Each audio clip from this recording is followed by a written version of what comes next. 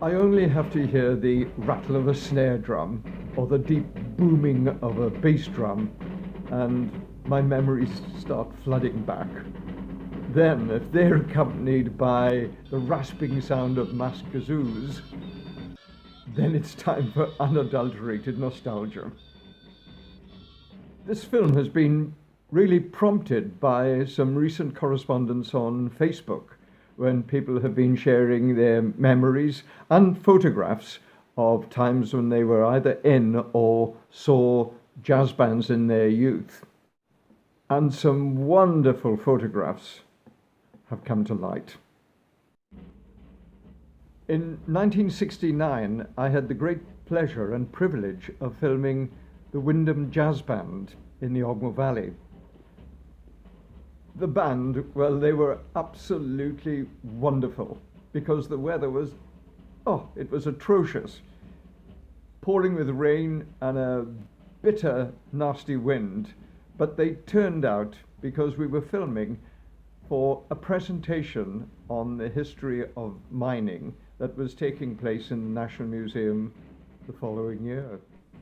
They were part of a tradition of marching bands that developed in the years following the end of the First World War, particularly during those hungry years of the 1920s and 1930s, the times of lockouts and strikes. During the 1926 strike, when money was so short and people had time on their hands, well, the communities got together to form what were called character bands, and some of them were really weird and wonderful.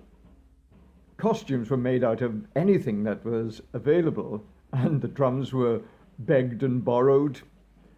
And of course, the kazoos provided the melody, although some of those early bands actually turned out with complete brass sections. Gwyn Thomas, who wrote so vividly about his life in the Rhondda Valley, summed up the jazz bands perfectly in his book, A Few Selected Exits. This is what he wrote. We formed bands by the dozen, great lumps of beauty and precision, 100 men and more in each, blowing out their songs as they marched up and down the valleys, amazing and deafening us all. Their instruments were gazookas, with a thunderous bringing up of drums in the rear. Gazookas, small tin zeppelins through which you hummed a tune as loudly as possible. Each band was done up in the uniform of some remote character never before seen in Meadow Prospect. These bands evolved into well-disciplined and well-rehearsed units, and some of them were really terrific, and competitions were held up and down the length and breadth of the valleys.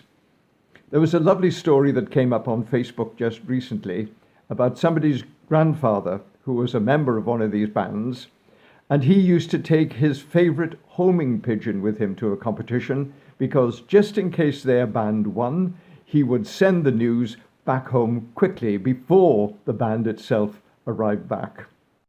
One of my favorite photographs is of the Flitz Jazz Band from the Garrow Valley. They took their costumes from some advertising from an insect repellent spray. And the costumes were so good, and the band was so good as well, that the company, I believe, actually paid for costumes later on. Two well-known bands from Rhondda were the Spuds and the Zulus, and they were renowned for breaking ranks and causing chaos in the crowds around. But behind all the fun, though, during the 1920s and the 1930s, the authorities were often concerned about the potential of large groups of well-organized and well-disciplined men marching together in unison. I recall speaking to a miner, and he told me about a conversation he'd had with an inspector of police during the 1926 strike. And that policeman had said to him, well, these jazz bands are all very well, but take away their gazoos and put a gun in every hand, and then you can look out. The earlier bands were very much the preserve of males, adult males, although later on women and children joined. And today these have evolved into the marching jazz bands that are now mainly populated by young girls. The dedication of the members of some of these bands, well, it's just so impressive.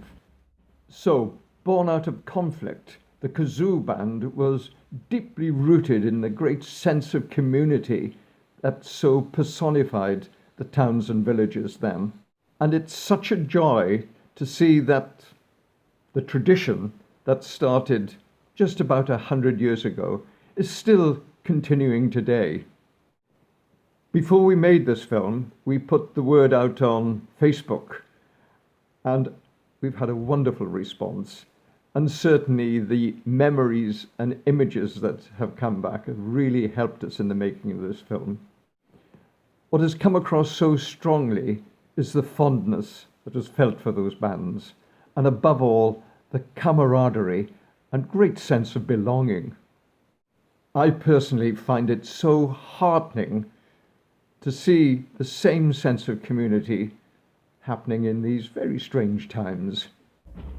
So long may the streets and parks resonate with the sounds of drums and kazoos when we can get out and about once again.